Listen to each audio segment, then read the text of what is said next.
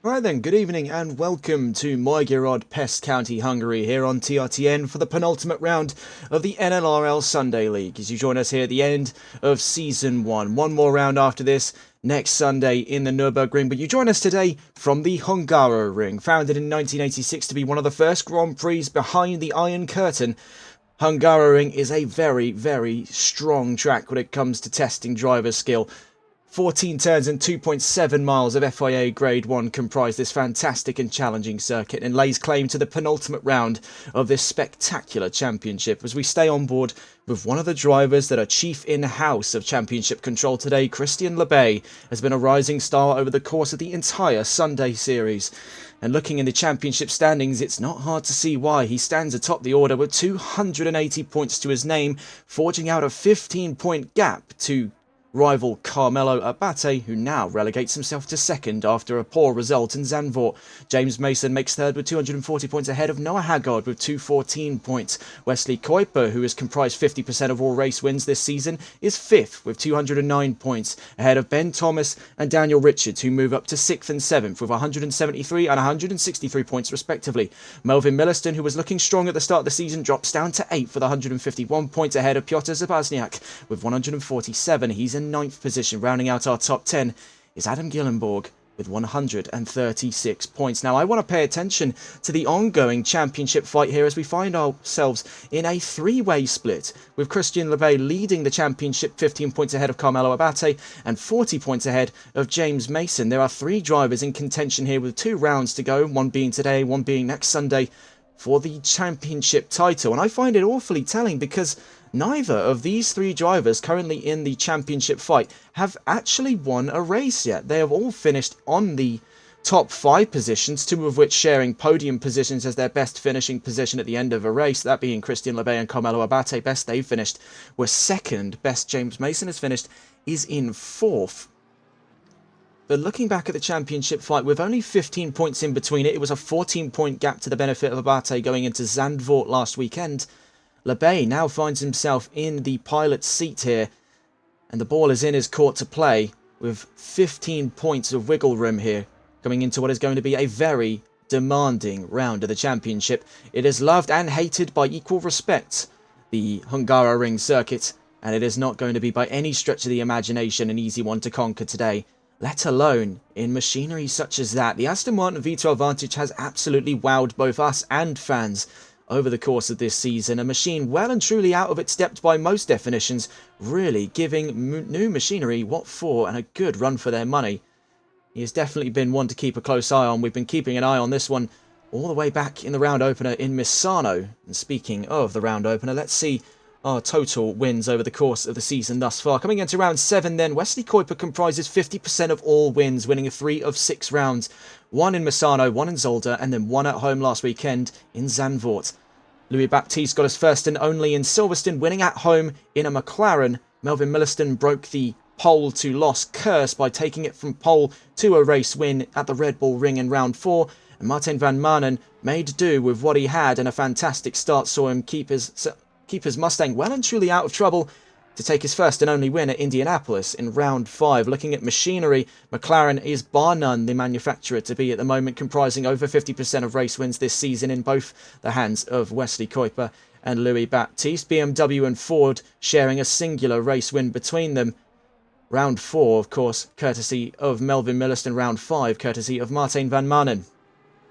Looking at the qualifying predictions coming into this round, Wesley Kuiper is predicted for pole position. A 1:43.217 puts him 0.2 of a second ahead of Carmelo Abate, who was looking very, very strong coming into this round. A 1:43.427 for the Italian driver, ahead of Hayden Puttock, who we saw wow crowds back in Zandvoort last weekend in his Aston Martin. A 1:44.346 was his best time, according to Simbot, and he's ahead of Christian Lebay, who's on screen at the moment, and leading the practice times with a 1:46.160. However, his fastest time was a 1:44.930 ahead of Mike Wade, rounding out the top 5 for predictions. Adam Gillenborg makes 6th, Ben Cheeseman 7th, Kyle Jenkins in 8th, Piotr Zabazniak in 9th, Daniel Richards making a top 10 prediction. However, we'll see if that comes to fruition in the upcoming qualifying session. We have just around 4 minutes left to go here in free practice before we get on to the penultimate qualifying session of this championship. Only 2 more left to go, 2 more opportunities for the warring factions of Labbé and Abate to challenge the front row. But I think with Wesley Kuiper attending this round, it's going to be a very tough one to take off the Dutchman, who has been absolutely flying in every race he's competed in. Wesley Kuiper, the Flying Dutchman as it were, has been unstoppable for qualifying form, currently setting the fastest lap at 1:44.1. We'll see how that scales up with his predictions. As you can see here, he's not too far off the beat, only about 9/10 of a second, and this is given that he's warming up in what are less than favourable conditions, very middle of the road, not too hot, not too cold, really in the Goldilocks zone for conditions here.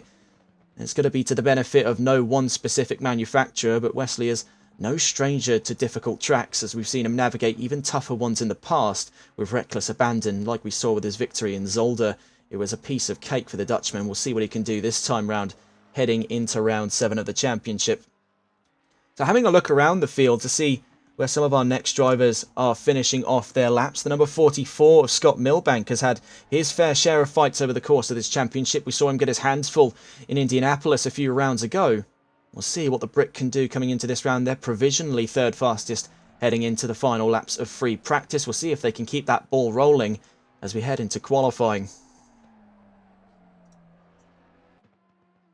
Ben Cheeseman, who is, I believe, up in the top 10 positions for the championship now in the 1:14, has really took to a rise after a poor set of results to kick off his championship.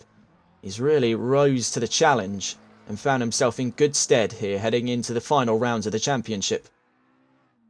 With this and Nürburgring capping off what has been a spectacular series, starting back in December, and now as we get towards the end of the first month of 2025, it has been a pleasure here on TRTN to broadcast such excellence, such as a series as this.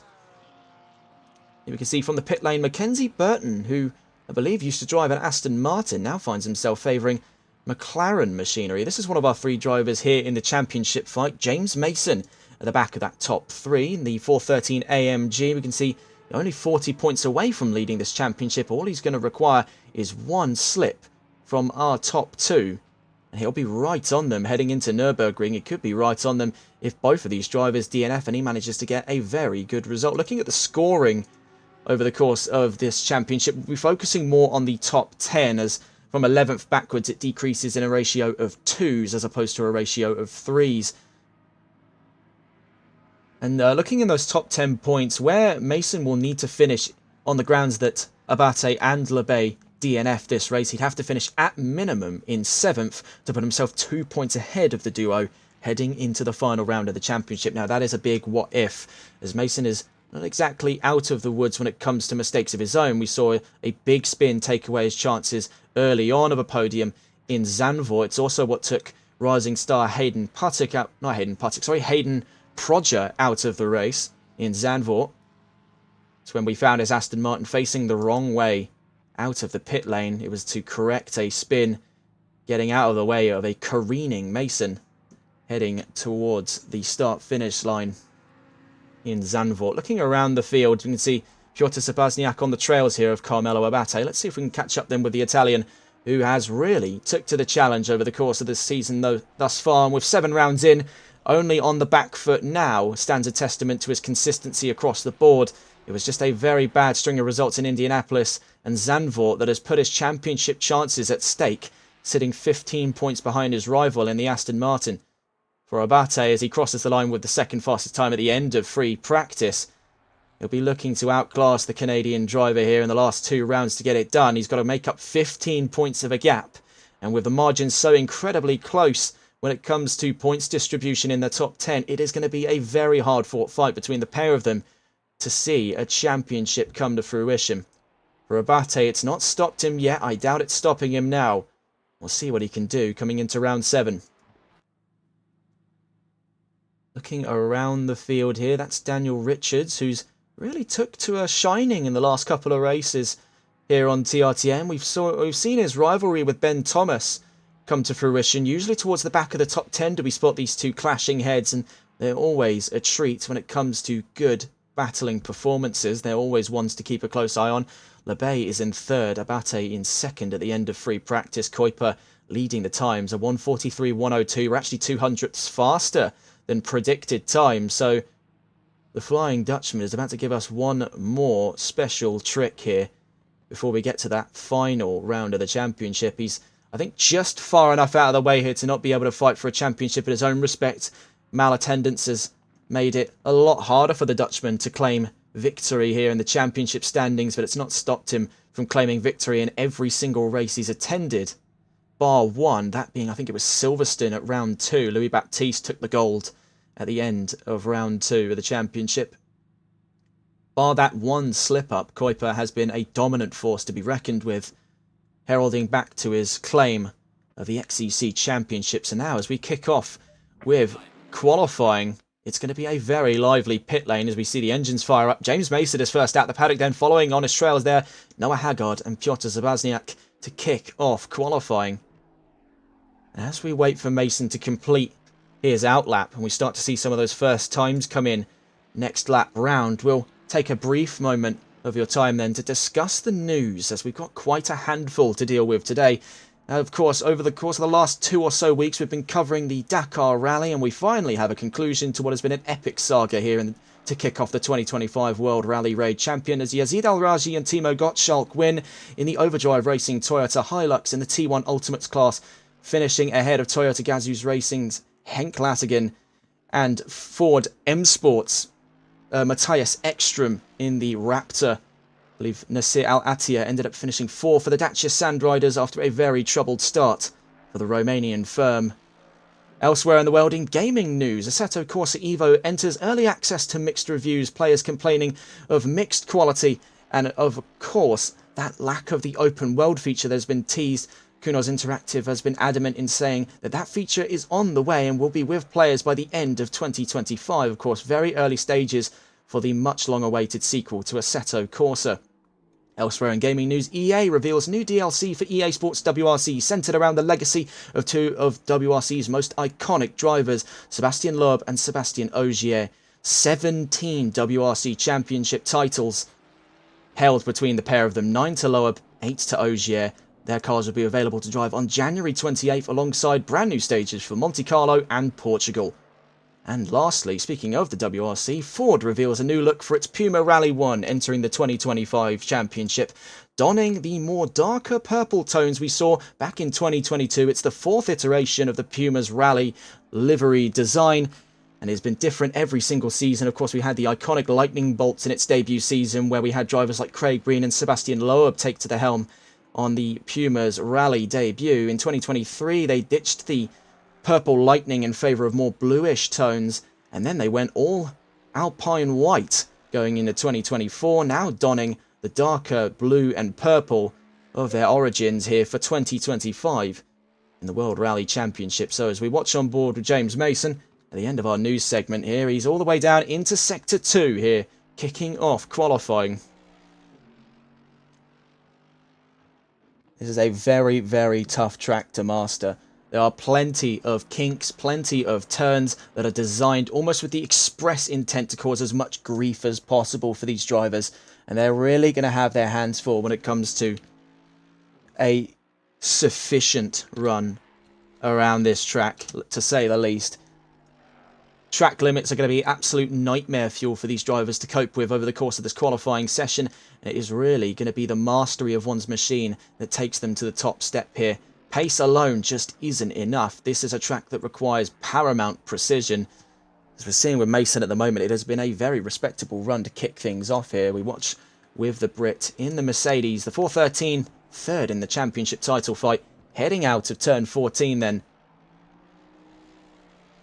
And down towards the line as we bring up our timing charts here on the left-hand side. James Mason sets a 145.483 as we see next towards the line is the number 20, I think that was the number 24. Noah Haggard crosses the line but invalidated.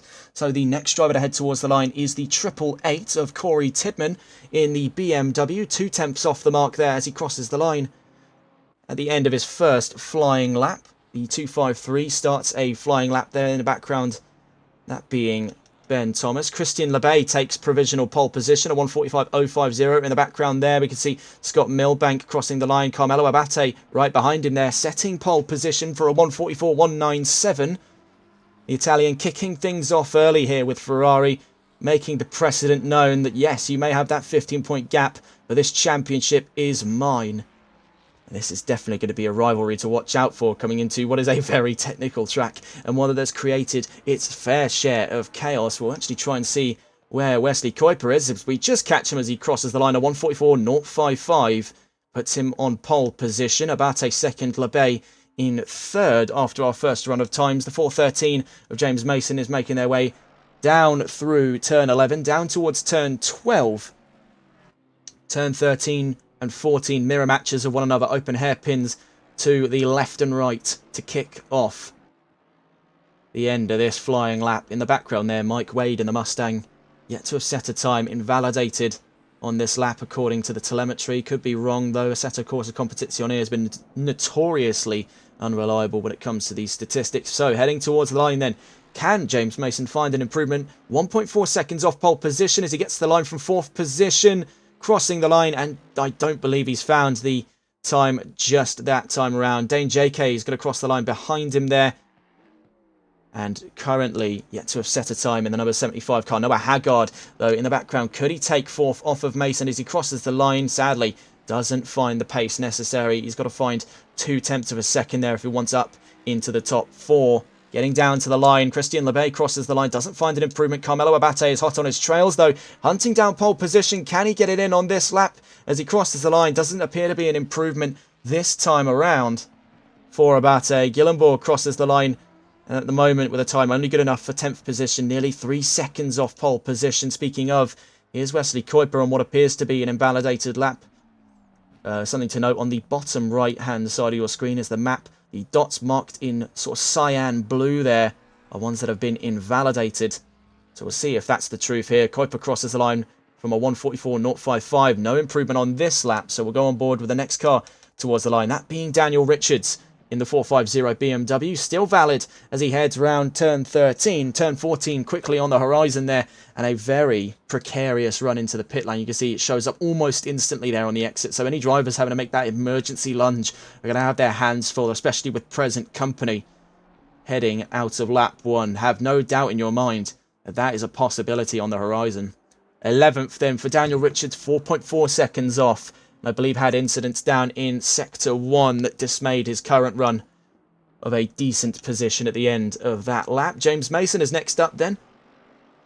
Can he find an improvement from 4th? That has been really on his mind. He did find an improvement, but not enough for position. He's just out of it there by about 1/10 of a second. Noah Haggard is next towards the line. Can he challenge for 4th position with Dane JK on his heels there, looking to set his first time? Sadly, the number 75 doesn't register a time on the board there. Piotr Sebastiak next to the line from 13th position. The number 8 doesn't register a lap, so this seems to be a consistent issue now with a lot of these cars. We check around, the 253 crosses the line. That's Ben Thomas still in 9th position. Christian Lebay crossed the line there. Carmelo behind him, setting pole position, a 1:43.490. And that's 0.5 of a second, half a second ahead of Wesley Kuiper. Scott Milbank puts in the 3rd fastest time, 2 ahead of Lebay. Things are looking a bit troublesome for Christian Lebay on the one round that he leads this championship. Is 2 positions behind, 3 positions behind actually, as a matter of fact, his championship rival. Wesley Kuiper crossing the line there. He's forged it to a 0.3 of a second gap, so he's found 2 in that last lap, but not enough to challenge Abate for pole position. 11 minutes left to go, so there's still plenty left in the tank here when it comes to this session. Ben Cheeseman crossing the line in the 1:14, puts 7th fastest there, 2.1 seconds off of pole position. The number 4, I believe that's the 450 of Daniel Richards. We saw had a bit of a less than ideal lap last time round. Is it going to be an improvement for the 450 as he crosses the line from 11th? Does find a improvement, 7 attempts to be exact, but not enough for position change at this time. Mason next to the line then. Very, very quick now. Quick as you like for a lot of these drivers. There is a constant flow of new information. Mason goes up to 3rd by 0.03 of a second to Milbank. Next to the line is, I believe that's the number 75, Dane JK in the Mercedes. Goes up to 10th at the end of that flying lap. 3 seconds off pole position for the time being. The 253 is next to the line. Ben Thomas. Behind him there is Mike Wade in the Mustang. Number 169 there, just kicking it over turn 14. Is that going to be too much for track limits? I believe it just was there at the exit of that lap for Mike Wade. That's definitely not ideal for him. Carmelo Abate crosses the line, doesn't find an improvement to push the gap further ahead of Wesley Kuiper. Milbank crossing the line, can't find 0.03 of a second on that last lap to challenge James Mason for the last of those podium positions. Speaking of Wesley Kuiper, could it be the run to pole position for this lap from Wesley Kuiper as he gets down to the line, needs to find 3 tenths, finds 3 tenths, and then puts 0.05 on top of that for pole position. 143.440 from the 111. Wesley Kuiper has been an absolute machine when it comes to these qualifying times. Unstoppable here as we just catch with Carmelo Abate getting all manner of out of shape there, heading down into turn 5. James Mason disembarking the pits there. Noah Haggard ahead of him there to begin the second stage of runs. We quickly check on board. Daniel Richards heading to the line from 12th position. Is it going to be a move up into the top 10? Not this time round for the 450. Really been struggling here in this qualifying session. Next towards the line as we head actually out of turn 12. Still 2 more corners to go with Lebay on his trails. Is Piotr Zabazniak in the number 8. Polish driver has sort of snuck around the standing orders for a while. He's in that top 10. If we check the top 10 standings again, of course, Lebay and Abate are our main focus of this championship. For Zabazniak, though, he is inside that top 10, I believe, and goes up into 12th for the end of that lap. Lebay right behind him, I believe, starting off a new flying lap. Ben Thomas in the background, I think, just snuck up into the top 10. Mike Wade behind him there, yet to have set a time. So it's been a really tough qualifying session for Mike Wade in the number 169 Ford Mustang. You can see on the overhead there, Zabazniak 9th in the championship with 147 points. Looking here with Mason and Haggard. Ahead of them there is, I believe, the 114 of Ben Cheeseman. We'll catch on board then with the McLaren leading the fray from 7th. Looking to make it a top 5 here. Doesn't have a lot in it to change in regards to a top 5. Of course, he will still have to try and challenge Christian Lebay, which is not an easy task by any stretch of the imagination. Down to the line, good enough for 6th there, and only 200ths away from a top 5. Ben Cheeseman at the end of that flying lap. Rather impressive stuff indeed. 450 next towards the line. Daniel Richards yet again. Can we find him in a top 10 position by the end of qualifying? Well, he's got 7, just under 8 as a matter of fact, minutes left to go. And finds his way to 12th again. So clashing heads here with Zabazniak for control of 12th position in qualifying. We'll see where that lands him towards the end of this session. Next towards the line, exiting turn 13, up towards turn 14 now. Dane JK in the Mercedes, number 75. We've seen him in his fair share of battles, but qualifying has been seldom a strong suit for Dane JK. We'll see if he'll be proving us wrong anytime soon. Towards the line, still in 11th, reluctantly outside of that top 10. That is going to be a real focal point for him towards the end of this session. Mike Wade looks to be setting his first of his valid times from 14th position, crossing the line and up to 7th there. So better late than never for Mike Wade, putting in a time good enough to challenge a top 10. Meanwhile, further down the order, Haggard, Tidman and Gillenborg rounding out the top 10. Only driver yet to have set a time here, Mackenzie Burton. I believe that is for a vehicle change, so that's a qualifying ban if I'm not mistaken. But that's not stopping Burton from going around the track, though he is invalidated. Zabazniak to the line there from 14th position. Doesn't set a time just yet. Tidman next to the line. Moves up to 7th, relegates way to 8th. And Haggard to 9th.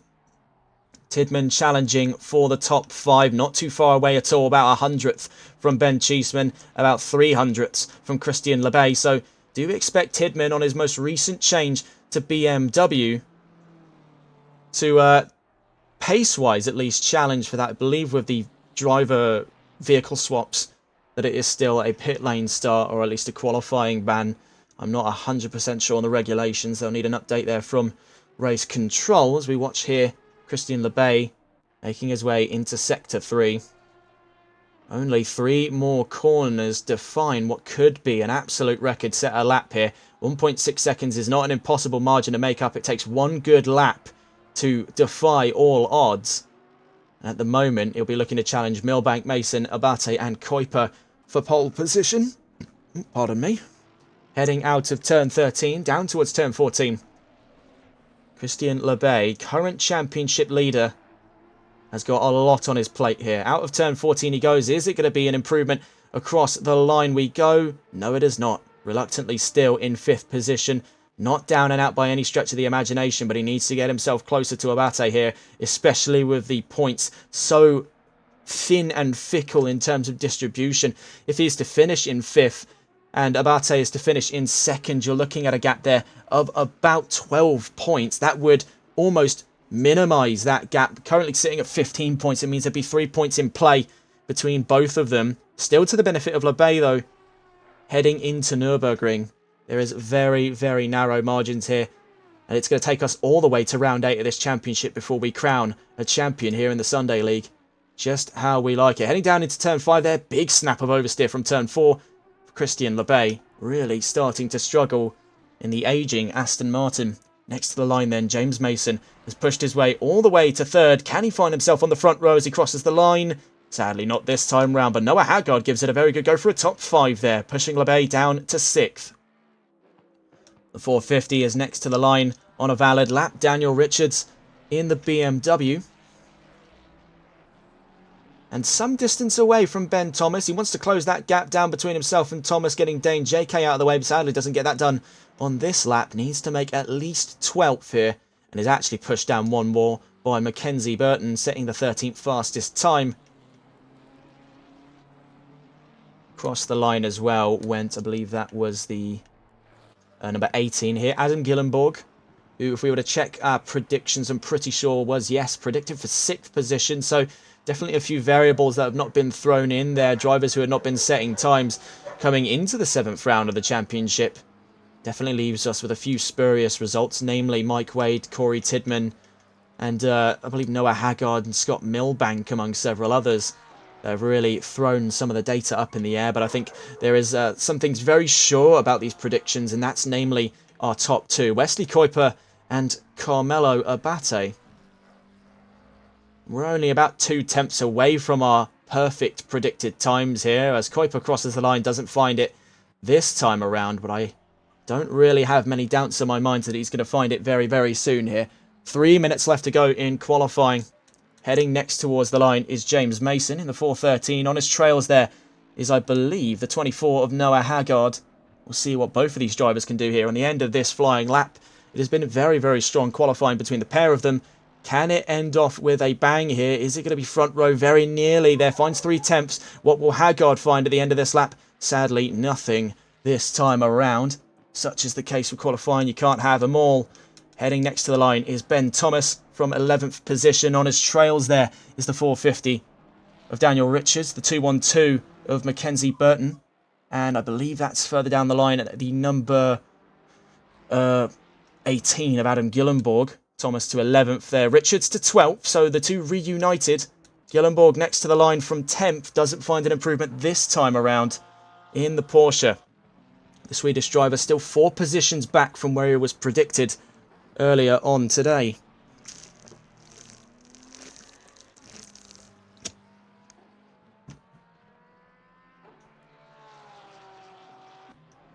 The 119 starts another flying lap. That's Christian Lebay, who is really starting to feel the pressure now that he's leading the championship. Not by a wide margin, mind you, but is really starting to feel the pressure, and you can see that reflected in this qualifying performance so far.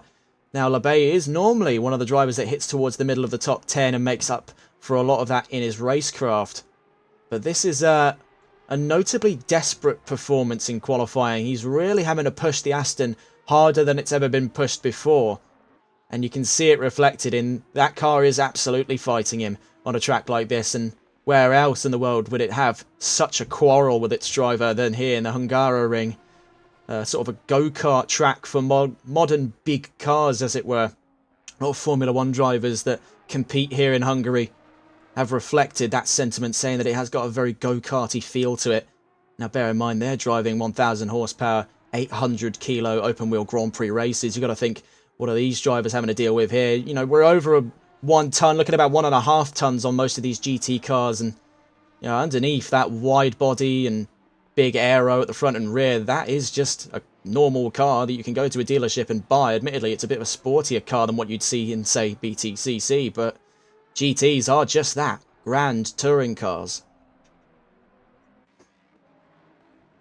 And this one is exceptionally older than the others, the Aston Martin V12 Vantage, but has not stopped it from routinely outperforming the V8 Vantage from 2018 in the hands of Christian Lebay. We'll see what he does at the end of this lap then as he gets to the line from 6th. Doesn't find an improvement this time around.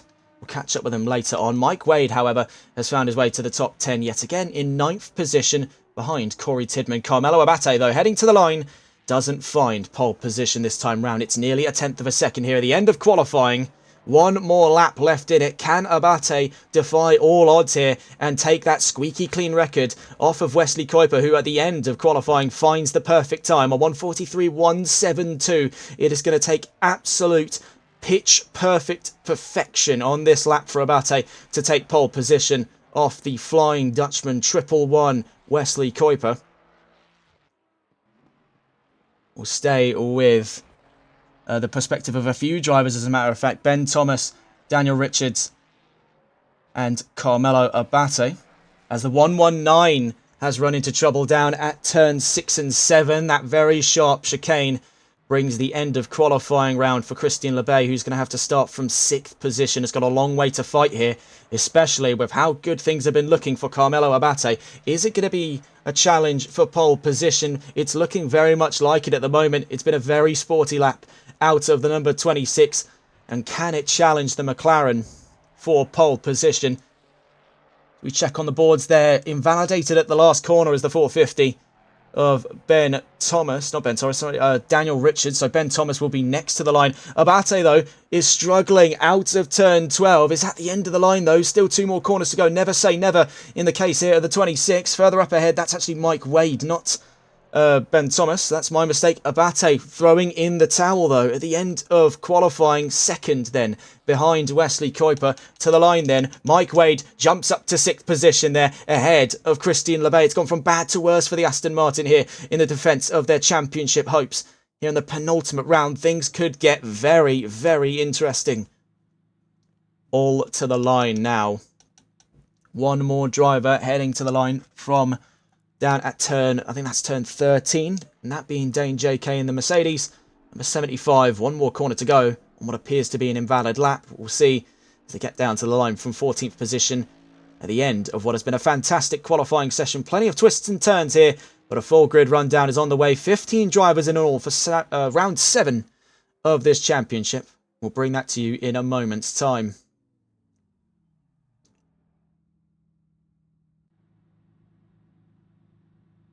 A very exciting qualifying session indeed, and fittingly so here at the very high tensions of the championship battle. Abate starting 2nd, Lebay starting 7th. So then, to kick things off, in our rundown, 15 drivers in all. I believe 2 of them are going to be starting from the pit lane for vehicle swaps. However, starting from pole is Wesley Kuiper in the 111 McLaren. Alongside him, Carmelo Abate, donning the dark Mugello red colours here of the number 26 Ferrari 296. On that second row is James Mason, another one of our hopefuls here in the championship battle. He's alongside Scott Milbank in 4th. Noah Haggard starts at the back of the top 5, but alongside Mike Wade, who in a last-ditch effort there makes his way into the middle of the top 10. The end of qualifying. Christian Lebay starts much further back than he'd like, but you can see he's got a clear line of sight on the front row, and has got an even clearer line of sight, the one standing right alongside him to his left-hand side, that being Carmelo Abate, his championship rival. He starts from 7th then.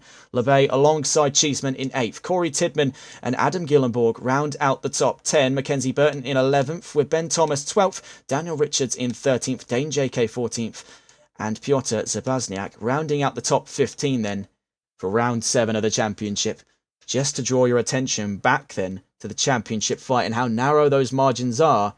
The fight at the moment between Lebay and Abate sitting at 15 points between Lebay and Mason. 40 points. If you want to do the maths on that there. It's about, looking at it, 15 points further back. Near enough there.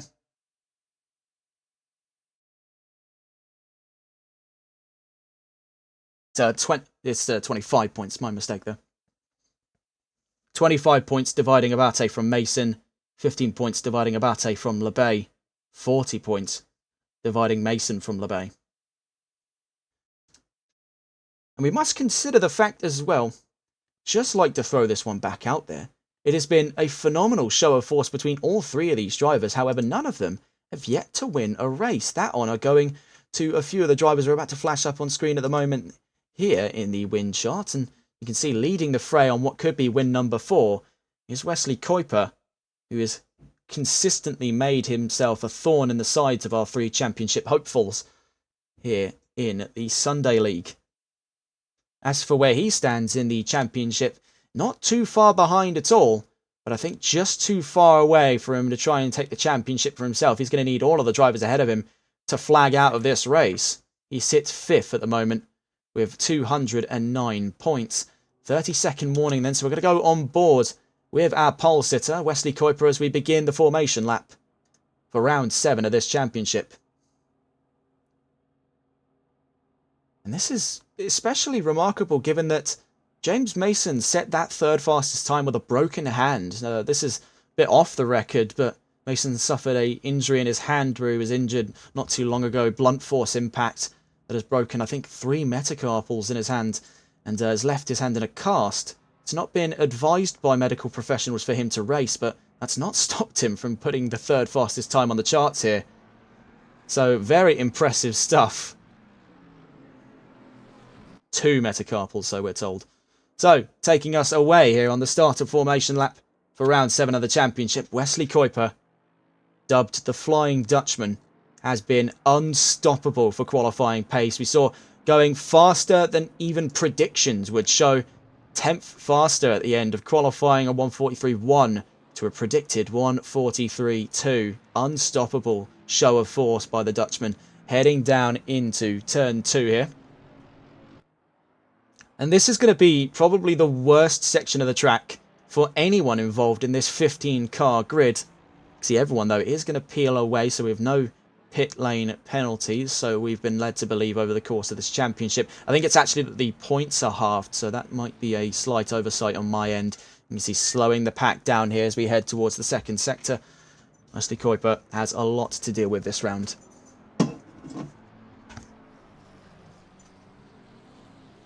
So heading into the very troublesome middle sector of Hungaroring. We saw plenty of people's laps be thrown asunder in qualifying. Races could be thrown asunder today on that opening lap, especially where tensions are at their peak. Drivers are at their most ferocious.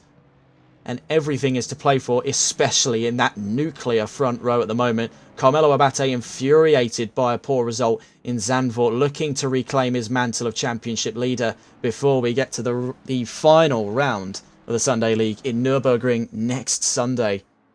And that's coming off the trails of a fantastic race expected this Saturday at the Circuit de Barcelona Catalunya for the 3 hours and 4th round. Or third, I think it's the 3rd round actually, sorry, of the Console Endurance Series. So do look forward to that. Right now though, in the here and now, 45 minutes of racing ahead of us here. 7 rounds in. It could go any which way this late on in the championship. You love to see it. But now leading the fray. Oh, what's gone on back there? That's Ben Cheeseman. What on earth has gone on in the background for Ben Cheeseman? Lighting up the rear wheels. You can see that's the McLaren darting away.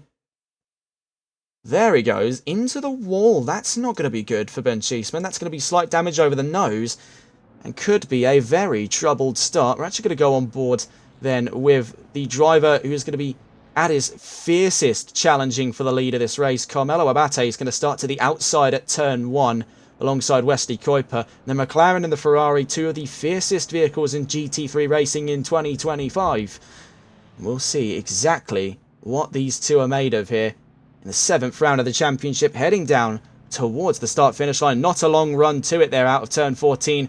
15 cars in all here for round 7 of the NLRL Sunday League. The penultimate round here, all or nothing, as we, without further ado, Our green in racing here in Hungary, and a fantastic start from our front row, and even better start by our second row, who look to be putting themselves nearly 3 abreast as we head down into turn 1. Abate is going to be to the defending position here on the outside. Mason was looking to the inside of Kuiper. So far so good, 2 abreast as we head down into turn 1. A little bit wide to the outside goes Carmelo Abate. That could invite James Mason here to come and take second position. He's right alongside the Italian as we head down into turn 2. Abate still to the inside. Oh my word, you see that in the background there? Ben Thomas with an incredibly long-sended lunge there. That looks like Haggard in the background struggling as he's had to back off massively out of turn 2. Heading through turn 3 now, things are getting very, very rough and ready now as we watch the perspective of Adam Gillenborg heading into the blind left-hander at turn 4. So far, so good. No disasters in the bookings. Don't want to speak too soon, however, as we're going to go on board here. Labey has dropped a few positions from race start, now down to 9th as we head in through turns 6 and 7. He's kept things very calm for the race start, not looking to challenge anything just yet. Back up with our front row. Kuiper leads from Abate, Mason third, sorry, and Milbank in 4th. See here the perspective of Scott Milbank holding on to 4th position, back of the second row for the start. You see, even despite the damage on his car, Ben Cheeseman from 5th position is holding off Mike Wade from 6th.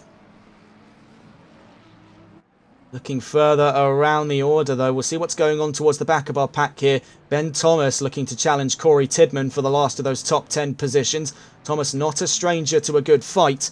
Looking to take one here to Tidman. In the background there, that was Dane JK out of turn 13. Goes sideways in the 75.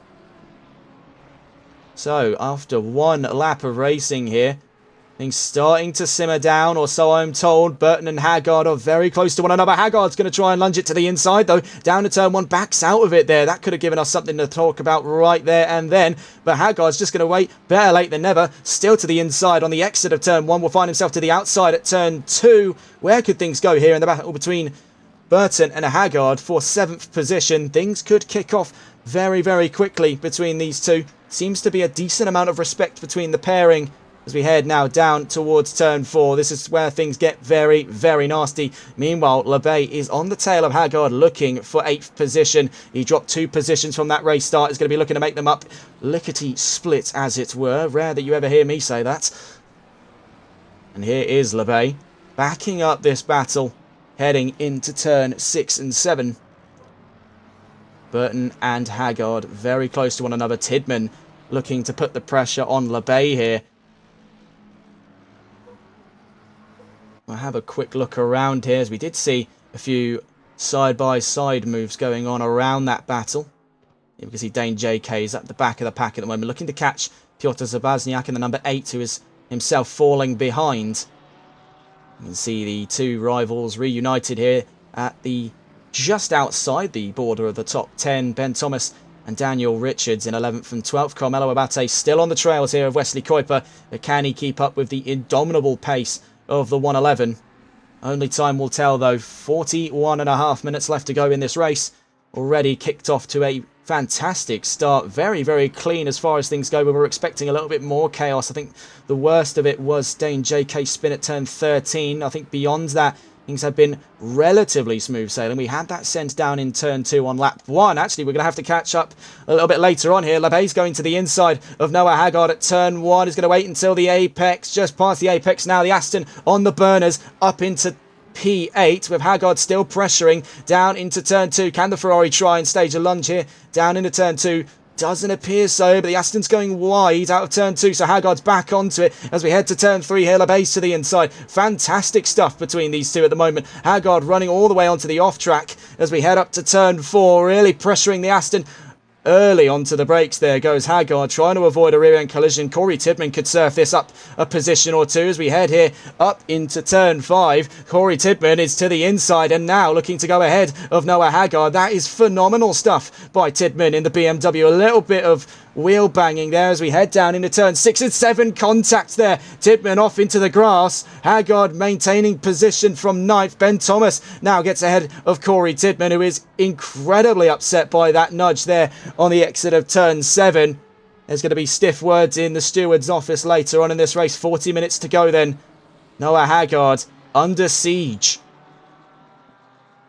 We watch here with Corey Tidman looking to challenge Ben Thomas as we head down into turn 12 to the inside on Ben Thomas, but Ben Thomas is going to hold on for dear life as we head down into turn 13. The 253 still to the inside. The BMW has nowhere to go. He's running out of road, but it's still holding it the long way around, going to turn 14. Corey Tidman up into 10th.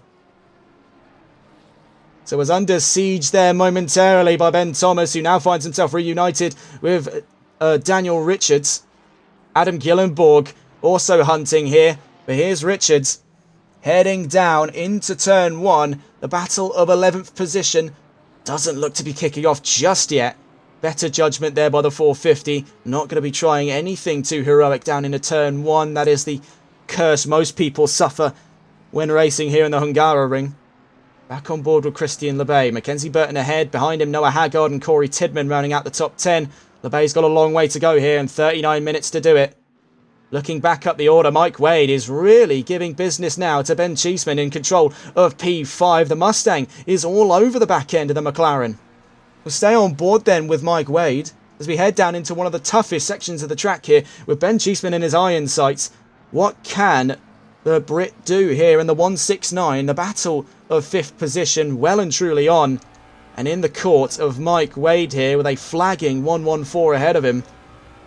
It is only a matter of time really before he can stage that send that he's looking for. The Mustang just looks to be in much better stead than Cheeseman's McLaren. As we head then down to turn 12, what can Wade do? He's going to hold off for this time round. You can see in the background there, the battle starting to kick off between Mackenzie Burton and Christian LeBay for control of 7th position. The McLaren struggling out of turn 12 in the background. But our focus right now on the battle of 5th, Cheeseman v Wade. You can see in the background that LeBay's actually made his way up into 7th and will be soon making his way into frame here. It is the warpath being set and laid in course, as it were, for Christian LeBay, who is now ahead in the background there out of turn 14. The Aston Martin making moves in the background and in silence here as we continue to watch with the number 169 for Battle of P5, I should say.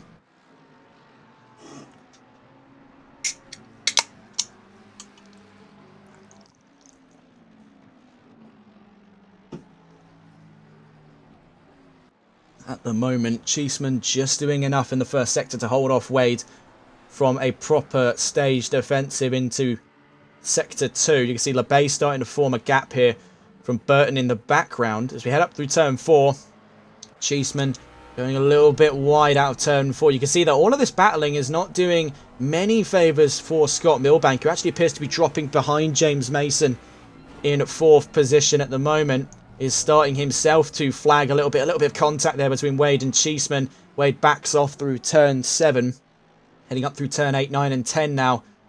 You can see a great degree of hesitance now going on in the battle of 5th position.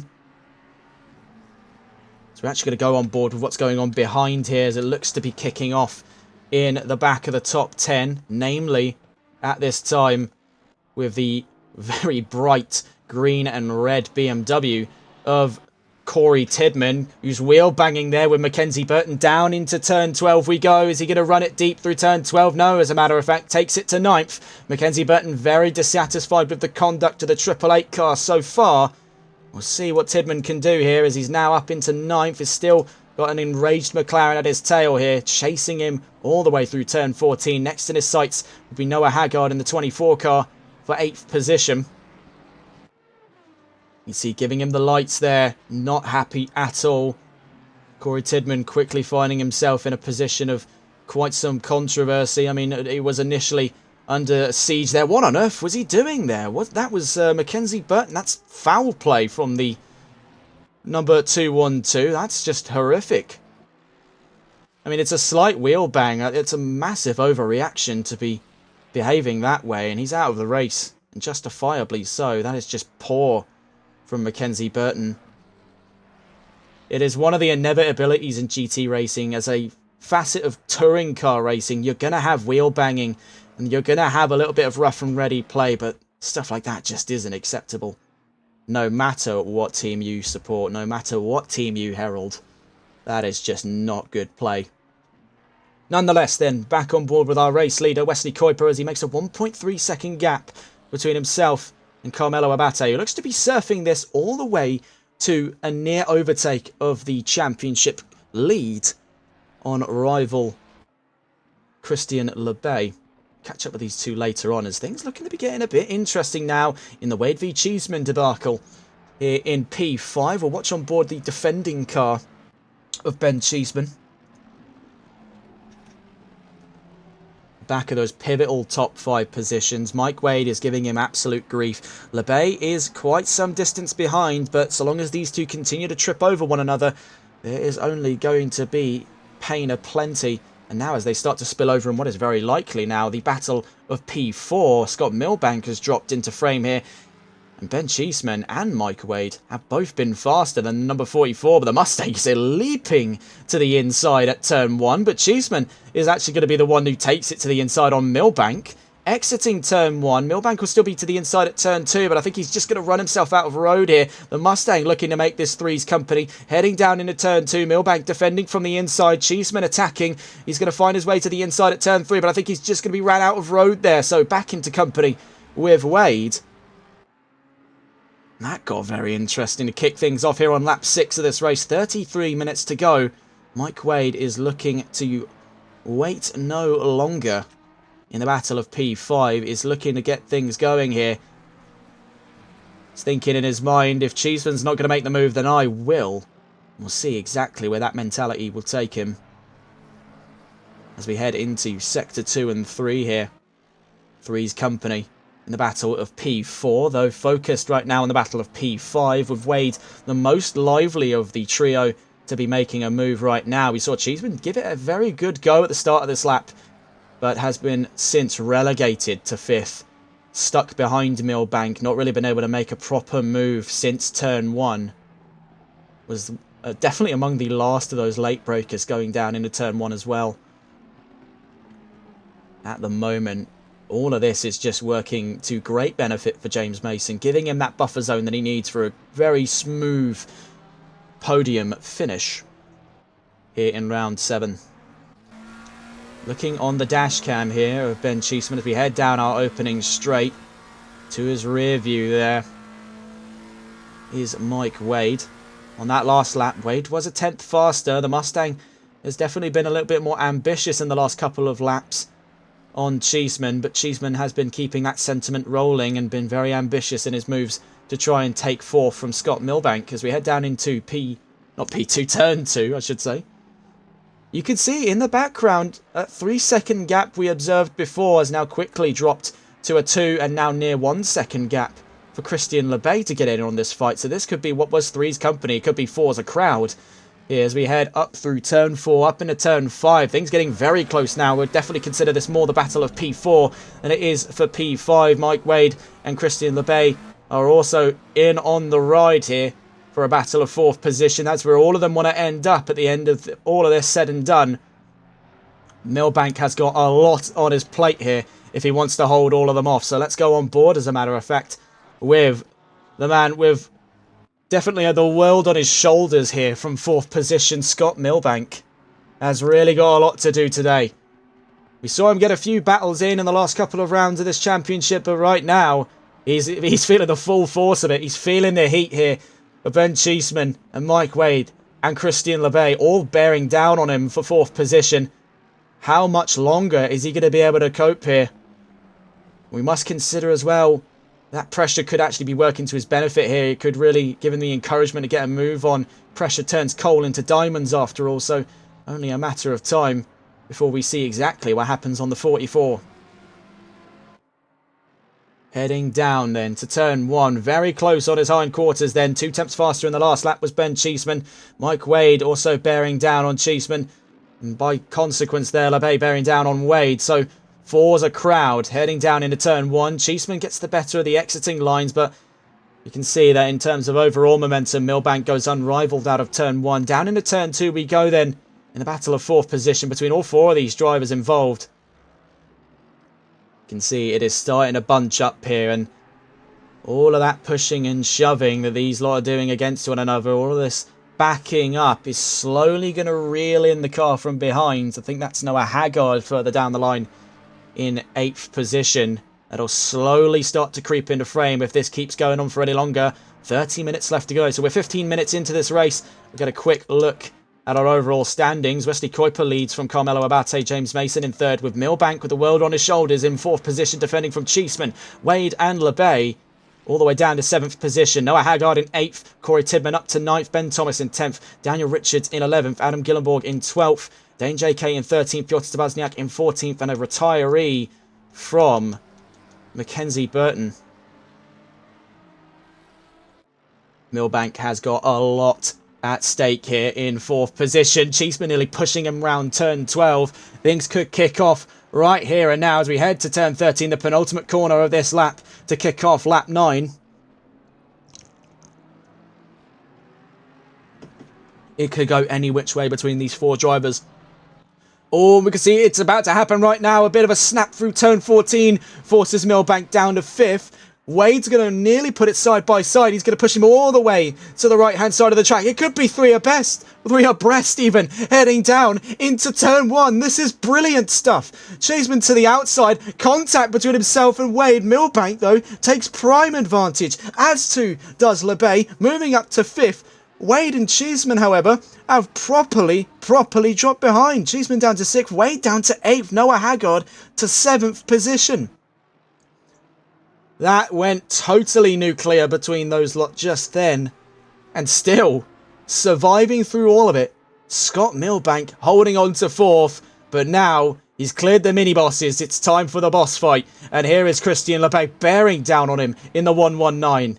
Absolutely infuriated by a poor qualifying and an even poorer start, looking to turn this into a very big win in his books. Heading up towards turn 6 and 7. That Aston Martin is just crawling at the quarters of Milbank's McLaren.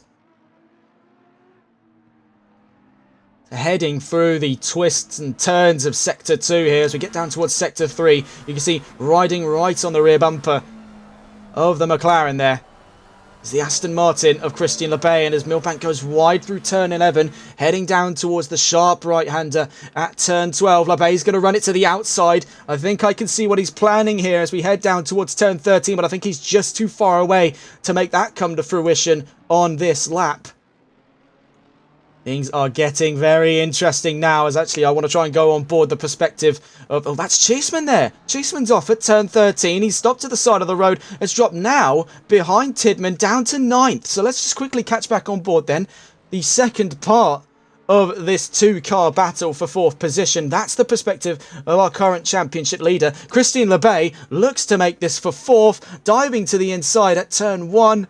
Can he stick it there on the exit of turn 1? I think just about there for Christian LeBay. He's got the acceleration through turn 1. Will Milbank be able to fight him back here? Last of the late breakers to turn 2. I don't believe he's got it just there at the apex. Could be on the exit as the Aston starts to run a little bit wide. Sweeps back over the nose of Milbank as we head through turn 3 though. Milbank's got better momentum as it takes us up towards turn 4. This could get very nasty here. Up on the blind left-hander. Over the crest we go. Milbank actually gets a little bit of oversteer at the apex of turn 4. Round to turn 5 we go. That is fantastic stuff between these two. What a sight to behold. Absolute cinema going on for 4th position. Heading to 6 and 7 we go now. LeBay hopping over the curbs there at turn 7 on the inside line. Now into the twists and turns that we saw the lap before, where it was Milbank to the advantage. LeBay is now up into 4th position. As it stands, he'll still be leading the championship as we head into round 8, but he needs 25, just under 26 minutes to stay where he is or get better from the position he's at if he wants these hopes for a championship to fall into place here for the Nürburgring, where we can definitely make the correct assumption that the Aston is going to have a much better time than it's having right now, though. Understeering through turn 13. Milbank could stage an assault here for 4th, as spinning there in the background, or a bit of a half spin, as the 24 of Noah Haggard. For LeBay, he needs an absolute iron will in that Aston Martin. Mike Wade actually goes up to 6th now, ahead of Haggard on the exit of turn 14. Very nicely crafted by the Mustang, moving ever closer to a top 5 finish. I believe he's back where he qualified at the end of quali there, was P6 for Wade. was very least inside the top 10. Regardless, he's had a phenomenal race. There's been absolutely zero stranger to a good battle, but that gap is starting to widen. That gap is absolutely starting to widen. That battle for P4 is starting to fade. It's becoming a distant memory for Milbank. It is becoming a very fresh start here for Christian Lebay. Has turned a bad start into a good race. And in that Aston, looks to be on very good form here as we hit the halfway mark. We'll catch up with Lebay in a moment's time. He heads out of turn 5. We'll see what the going rates are here up at the front row. Wesley Kuiper still leads this race. Every lap led and the fastest laps. That'll be an extra point for him at the end of this race. At the moment, Kuiper 3.3 seconds from Carmelo Abate, who has found himself plateauing here from second. Is in a comfortable position to narrow that gap down. Ahead of this driver here, James Mason, who will be also relishing in the points advantage, being ahead of Lebay. That gap's going to slim down between himself and Lebay. It's going to bring it even closer for that final round. It's going to make for what is an absolutely epic final round of this championship. But again, we maintain that statistic that neither of these three drivers will stay on board with Mason for a moment's time, just as we can reflect in this. None of these drivers have actually won any of the rounds of the championship. Of course, 50% have gone to Wesley Kuiper. The remaining have gone to Louis Baptiste in Silverstone, Melvin Millerstone in Austria, and Martin van Manen in Indianapolis. When we take a look at their best finishes, Mason finished 4th and has finished that multiple times in this championship. Lebay and Abate hold a joint first for the best finishing position, that being 2nd. So they've been close, but they've been no cigar. They've always been the ones fighting behind our leaders of these races, and that could be really a count of anything. It's Kuiper, or it's Baptiste, or it's Millerstone, or it's Van Manen. I wouldn't say it was Van Manen, because that Indianapolis round did see quite a poor finish for both of the front runners. It was 14th and 16th for Lebay and Abate. A round to forget, but a round to remember for Mason, as he got a very solid result to put him up in that championship fight. He sits only 40 points away, remind you, coming into this round, and right now is going to be narrowing that down quite some way. Take a look at the scoring charts. He'll be gaining a hefty 55 points coming into this round. He's going to start bringing things closer and closer into play here.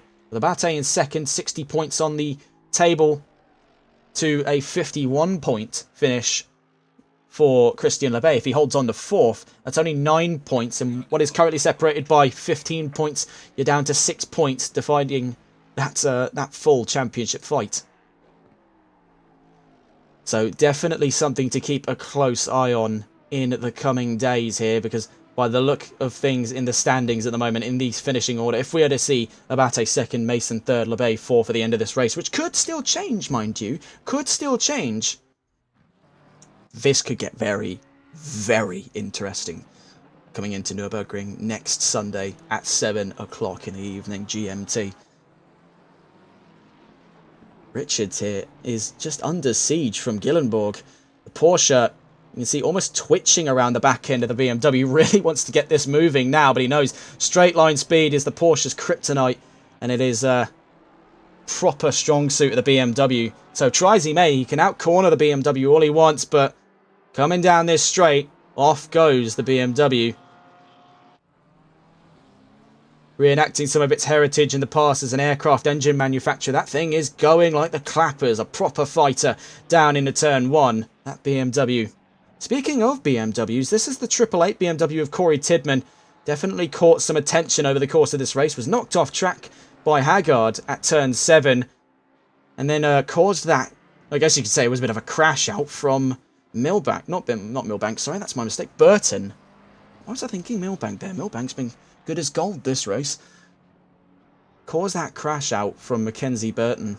With a little bit of wheel rubbing, a little bit of argy-bargy, but not that I'm justifying that door banging, but it is a principal part of GT racing. If you want a sport where you're not going to see anyone dare make contact and try and shove about a little bit, give it a good what for a lot of these sends, then go watch Formula 1. You'll watch the car shatter into a million pieces if you try that. This is GT racing. Now we can see back on board with Richards in that BMW we were discussing earlier, because it is really, really starting to struggle in those corners now. That Porsche is all over him like a bad habit.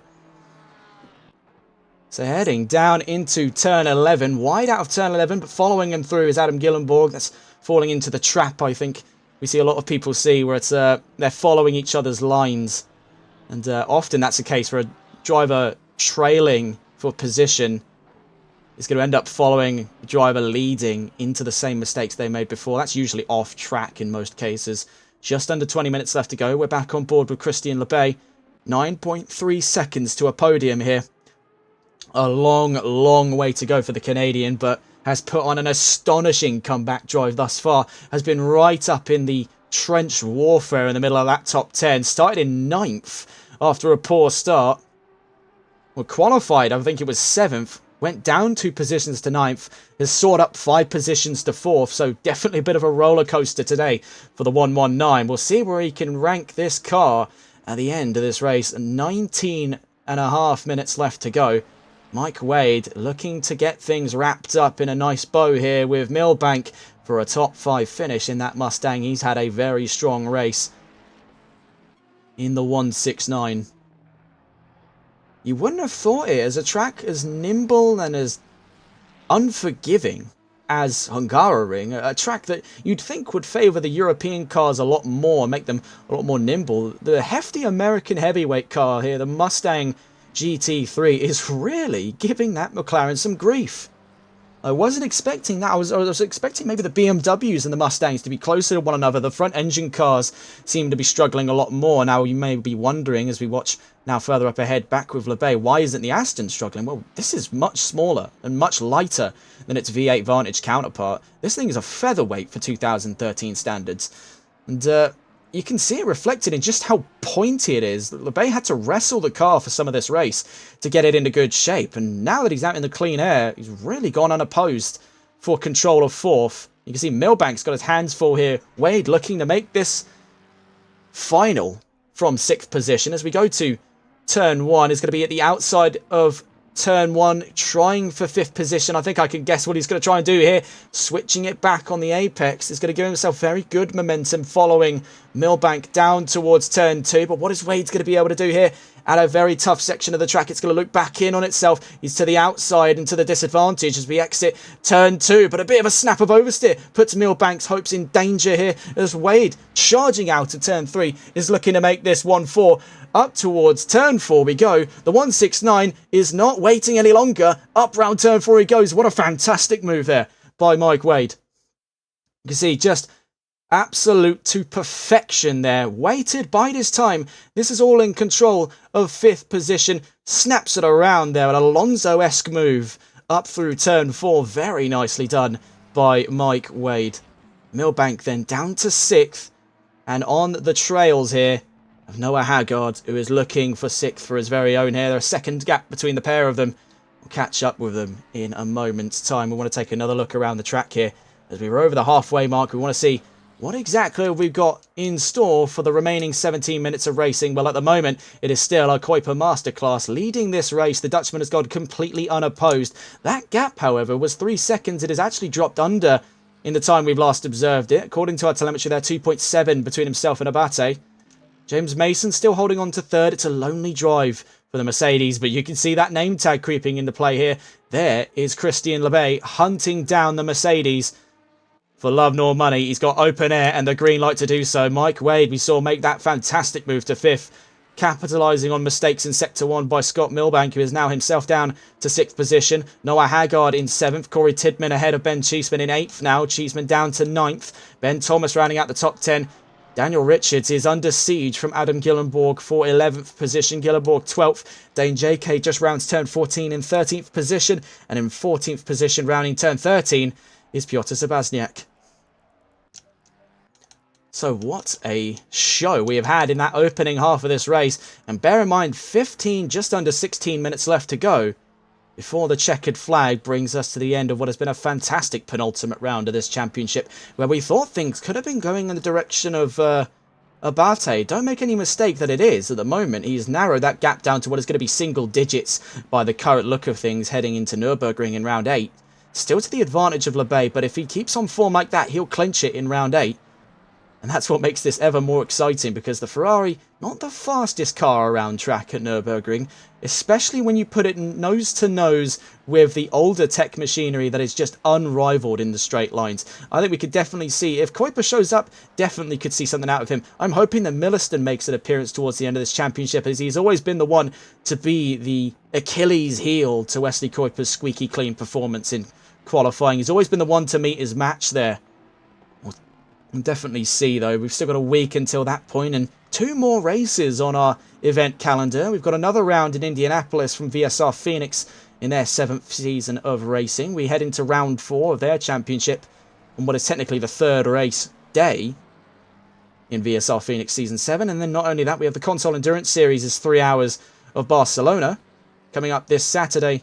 And then, of course, what I think a lot of us are waiting to see, namely this commentator as well, the hotly contested follow-up to this fantastic round of racing.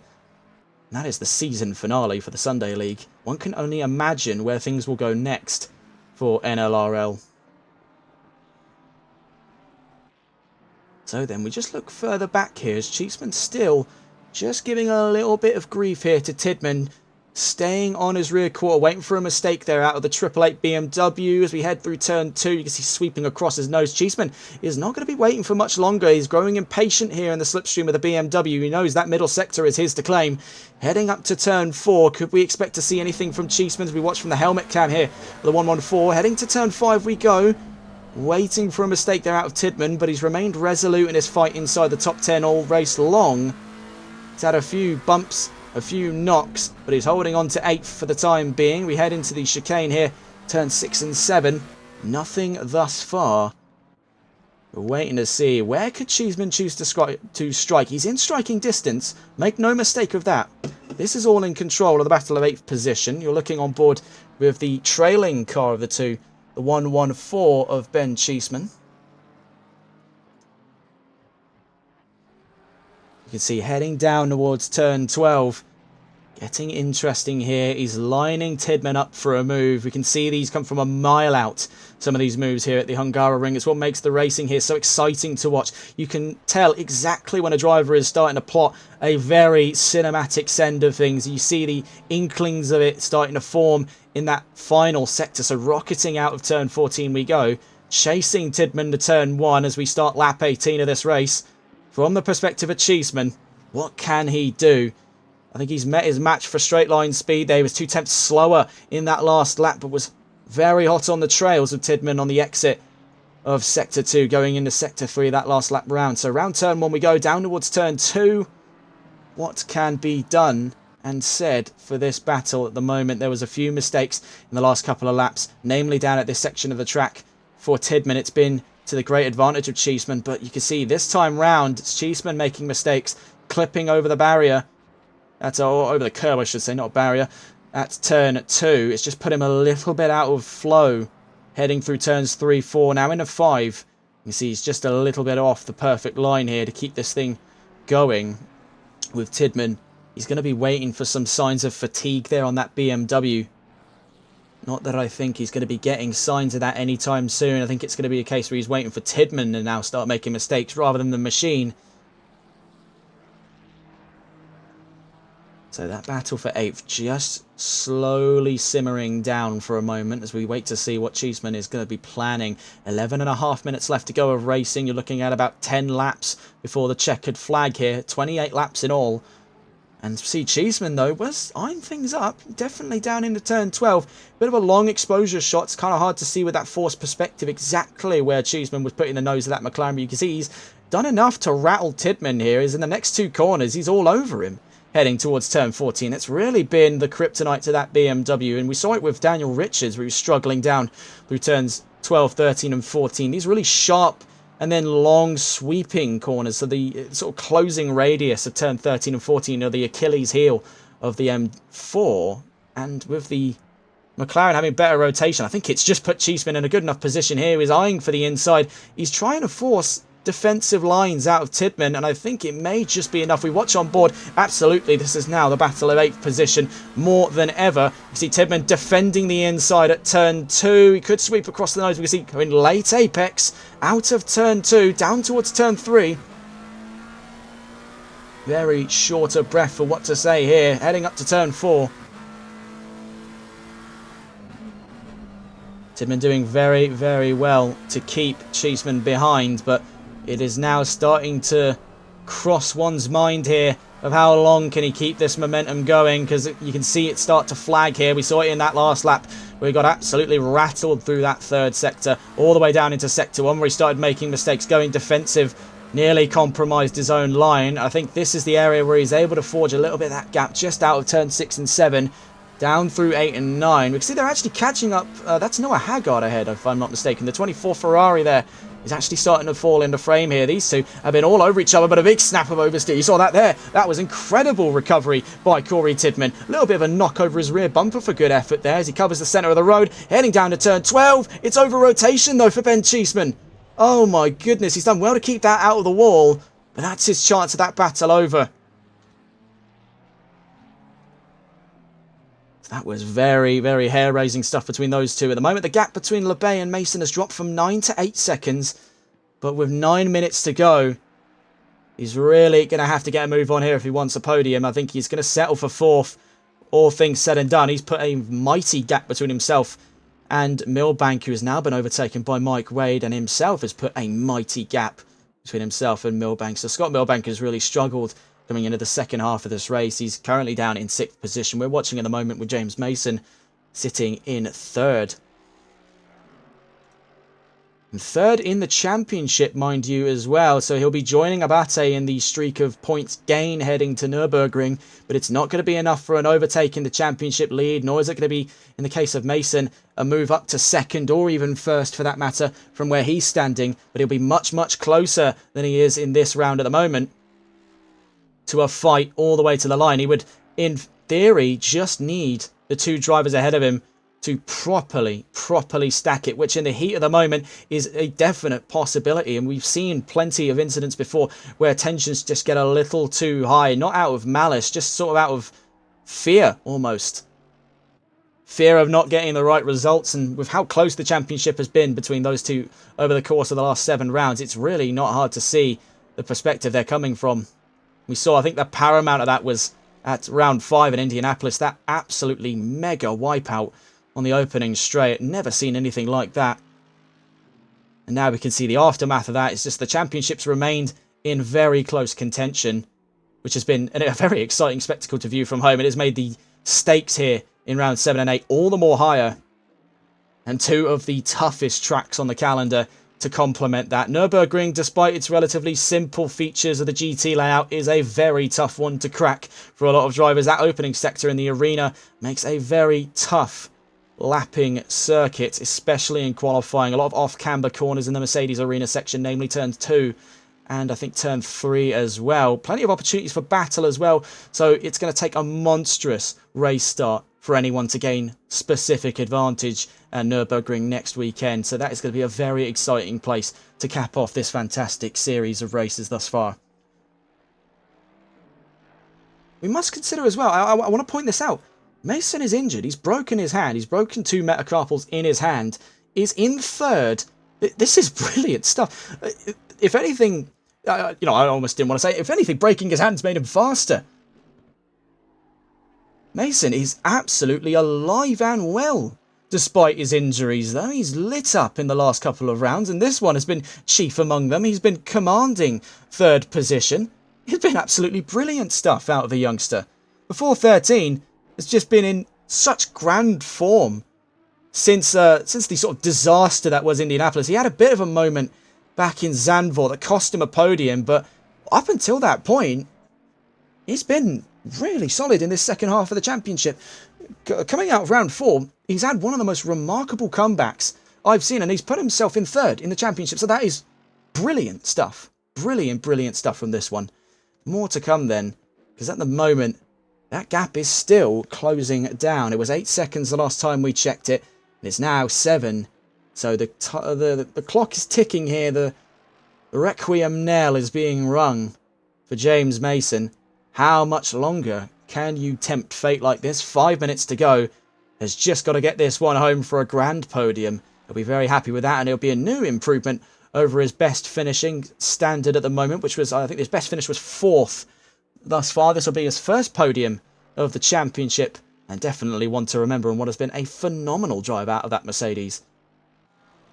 Speaking of Mercedes, Dane JK backs up this 14-car grid. He's in 13th ahead of Piotr Zabazniak, 33 seconds behind him, and is actually eyeing up a battle ahead of him as he sees further down the line. Richards v Gillenborg comes to a head here down at turn 1. This is for control of P11. That Porsche and that BMW have been eating each other alive from the word go. Now, just 5 minutes left to go. We can see something in the thick of it has gone on here. Haggard has caught up Tidman. And that battle we saw towards the start of the race, where these two got very handsy with one another down to this section of the track. A little bit of bumping and scraping between this pair as we exited turn 7 not too long ago. Now, as we enter turn 8, it's Haggard to the advantage. He's up ahead of Tidman and up into P7. We almost missed the head of this battle there. We just saw the overtake. Haggard got on Tidman. Or just the exiting half of that. Now, this is in a very lively battle of 7th position from the perspective of Noah Haggard. We'll see what he can do here down towards turn 12. The BMW hot on his trails here. This is all to play for. Down to turn 13. Tidman, though, looking for the inside line. He's going to back out of it there. Staying on the rear of Haggard. Just keeping some of that slipstream lively. Right there in the background, though, is Ben Cheeseman. So he's caught right in a sandwich here between two fellow drivers of K1 Esports. The 24 in front of him, the 114, sorry, behind him. The 119 is LeBay. He's up in 4th.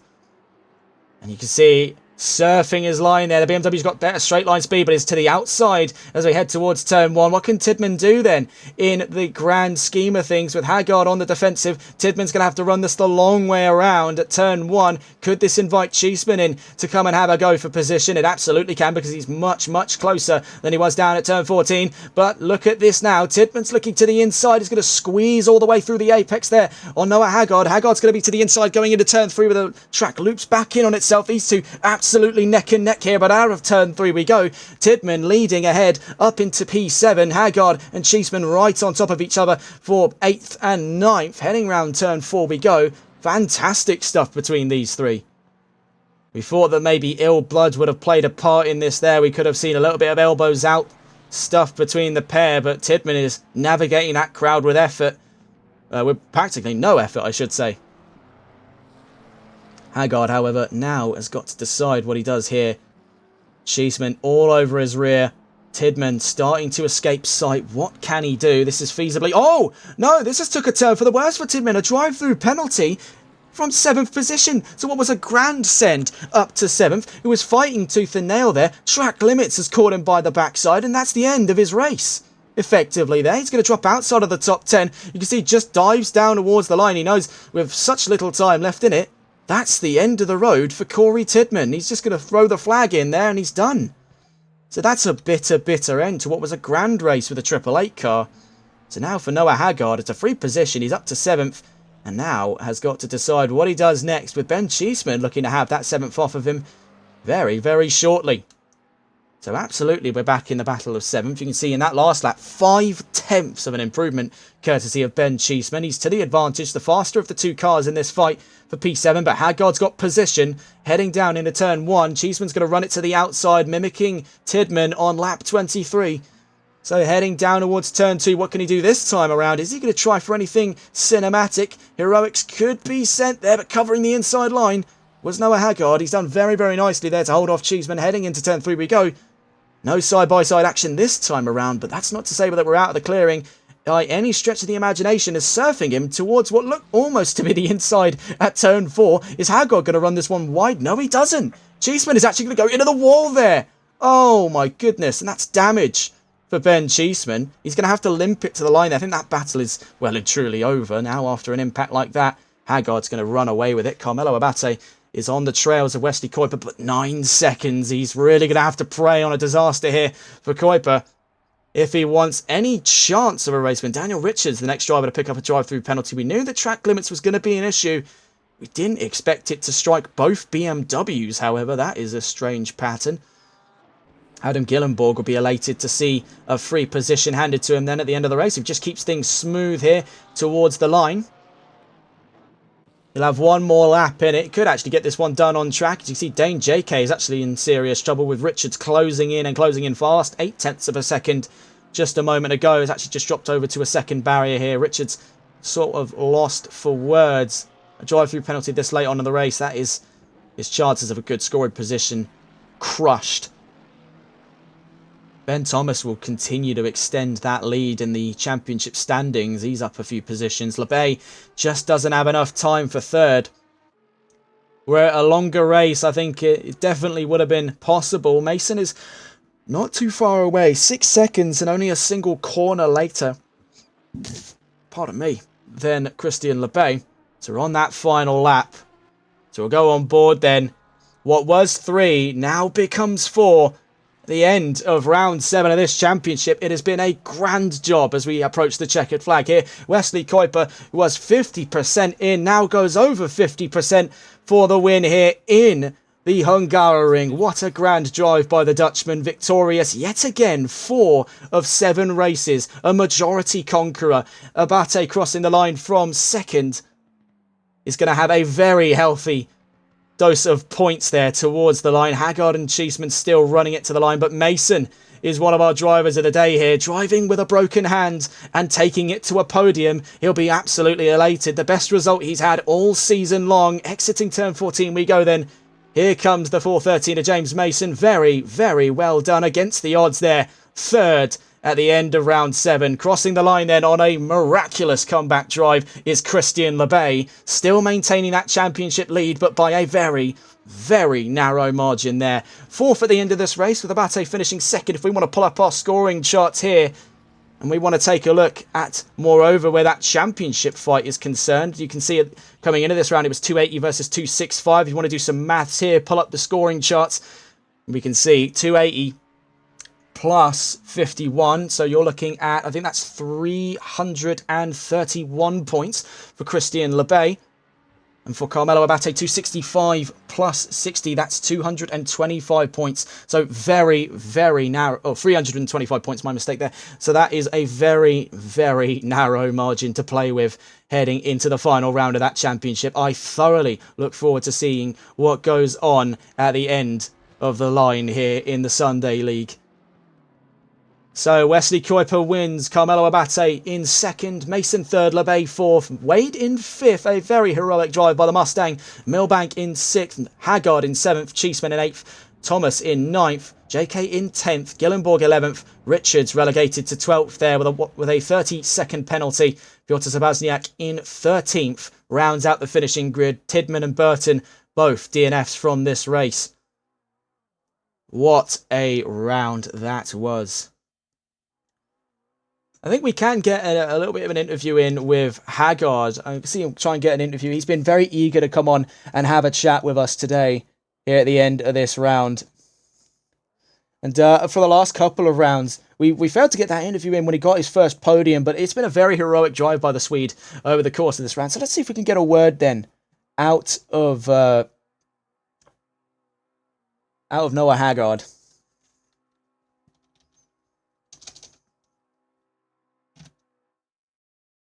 Let's just see here. Let's see if we can just get a quick word. Bear in mind, our race leader not available for a chat today, so we're going to get a chat with one of our star drivers of the day, Noah Haggard, who finishes in 7th position. He's been very eager to come on board and have a chat with us today.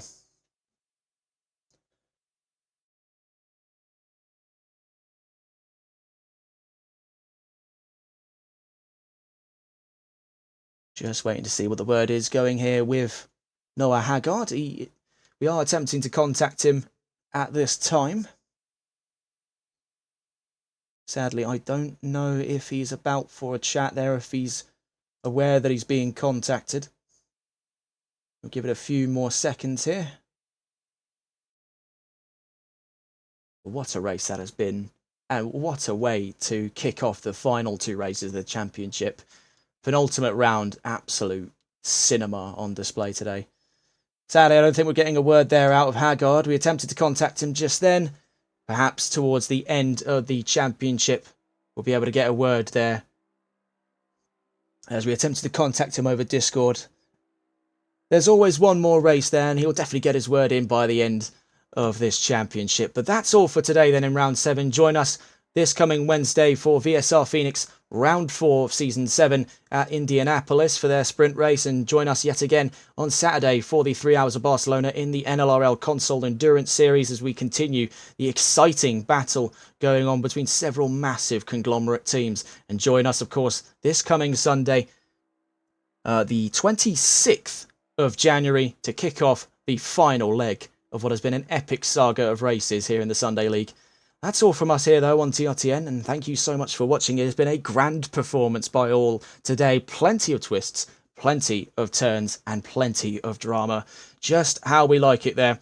So, from us at TRTN, it's the end of the line, and thank you very much for tuning in. Goodbye.